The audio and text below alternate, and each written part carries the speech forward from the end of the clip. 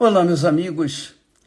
Deus abençoe todos vocês, que o Espírito Santo, o único capaz de nos guiar em toda a verdade, o único capaz de nos guiar nos caminhos da felicidade, no caminho da vida eterna, não de uma vidinha mesquinha, medíocre, como vivem as pessoas, na sua maioria, neste mundo. Não. Só o Espírito Santo é capaz de guiar a gente de acordo com a vontade de Deus. Qual é a vontade de Deus, ô bispo? Qual é a vontade de Deus para a minha vida? Ora, quando você lê o livro de Gênesis, você vê lá a vontade de Deus para a sua vida. Porque Deus criou tudo perfeito, tudo era perfeitíssimo. O homem era perfeito, a mulher era perfeita, tudo se encaixava de forma harmoniosa. A natureza, Deus, a natureza, sua natureza e o ser humano. Então, tudo funcionava de forma naturalmente. E havia vida, havia paz, não havia maldade, não havia perversidade, não havia guerra, não havia conflitos familiares, não havia assassinato, não havia morte. Tudo era perfeitíssimo. Então Deus criou a terra, colocou nela os animais e também o ser humano, e tudo era perfeitamente cheio de paz. Essa é a vontade de Deus para você, para mim, para todos nós. Só que, para que a vontade de Deus possa se materializar em nossas vidas, a gente tem que obedecer a sua voz, sujeitar o nosso eu, sujeitar o nosso coração, as nossas vontades, à vontade dele. Quando isso acontece, então Deus se realiza em nós. É isso aí, ele se realiza em nós. Coisa maravilhosa, né? Só o Espírito Santo pode fazer isso, porque ele orienta, ele ensina, mas cabe a cada um de nós agir de acordo com sua palavra, seu conselho. E aí é que está a dificuldade. Eu estava assistindo ainda há pouco um vídeo de um médico falando os cuidados que a gente deve tomar para com o corpo, beber água e cuidar para não comer muito sal e cuidar para a gente viver uma vida saudável e longa aqui na Terra. E depois ele termina dizendo assim: transforme o conhecimento, esse conhecimento, em comportamento. Foi o final dele. E eu gostei muito. Transforme os conhecimentos que eu estou lhes dando em comportamento. É justamente isso que Deus quer. Transforme os meus conhecimentos, a minha direção, a minha palavra em comportamento. Pratique. Você vai ver que você vai ter uma vida abençoada, abundante, uma vida de qualidade, porque esta é a vida que eu criei, Deus fala. Então, continuando a nossa meditação do capítulo 24 de Mateus, quando Jesus falou dos sinais do tempo do fim para os discípulos, e ele pacientemente os ensinou sobre os tempos que nós estamos vivendo. Em dado momento, ele fala assim: porquanto, são sinais do tempo do fim, porquanto se levantará nação contra nação, e reino contra reino. Nação contra nação, reino contra reino. E haverá fomes e pestes e terremotos em vários lugares. Mas todas estas coisas são o princípio das dores. Princípio das dores. Ora, minha amiga e meu caro amigo, nós estamos vendo nação se levantando contra a nação, não é verdade?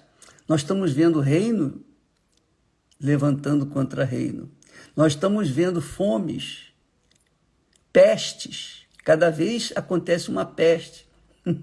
Agora mesmo, nós estamos ouvindo falar que lá em Paris, a peste do percevejo.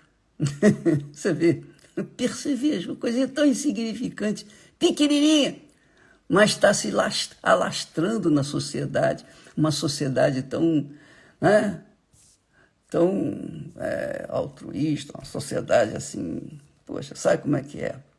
Diz assim, Jesus disse, haverá fomes e pestes. Então tem a peste disso, peste daquilo, tem a AIDS. Nós temos, antigamente, algum tempo atrás era a AIDS, ainda tem, mas depois veio a Covid e vem a peste disso, e vem a peste daquilo, e não sei mais o quê. O mundo está uma desordem generalizada.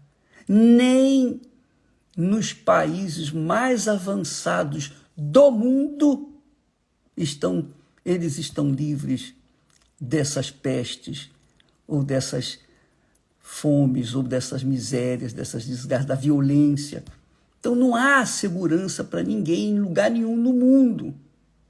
Não há. Tanto é que os homens ricos, os poderosos, já construíram bunkers, quer dizer, fizeram igual formiga, construíram lá nos buracos, lá no meio da terra, suas casamatas, seus esconderijos, para se livrarem de quê? Se livrarem das bombas, se livrarem do fim do mundo. Mas o texto sagrado fala que ai daquele que ajunta cobiçosamente bens para a sua própria casa, para construir a sua própria casa no alto, longe do mal. Olha só, não tem como a pessoa fugir do mal, porque o mal é espiritual.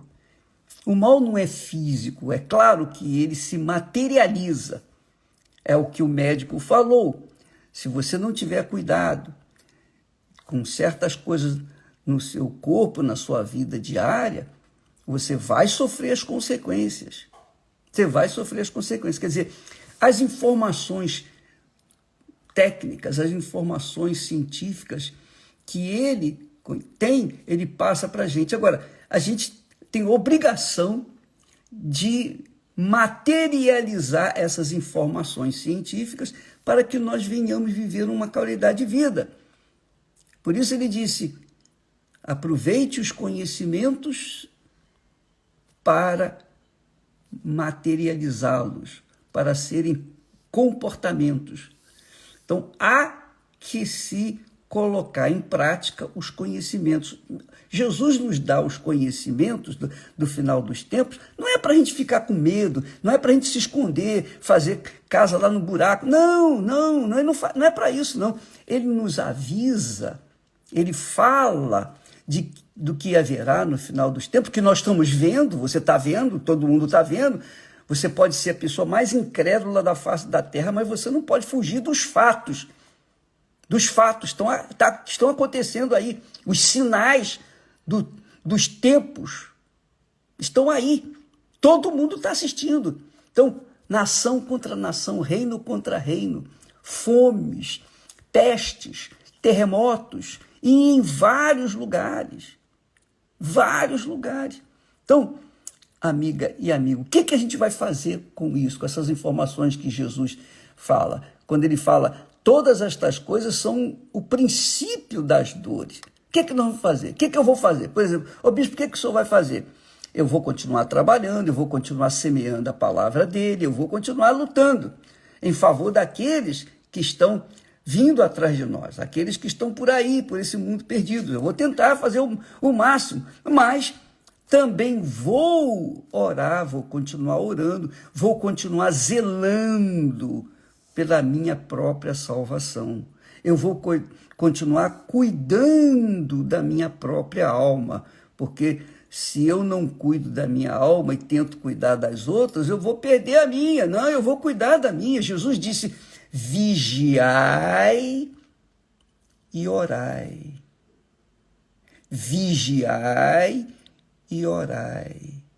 Então, cada um de nós tem que pegar essas informações do tempo do fim e cuidar e ficar mais junto da cruz, mais junto de Deus, mais junto no altar, mais junto, ou melhor, dentro do abrigo de Deus, do esconderijo do Altíssimo.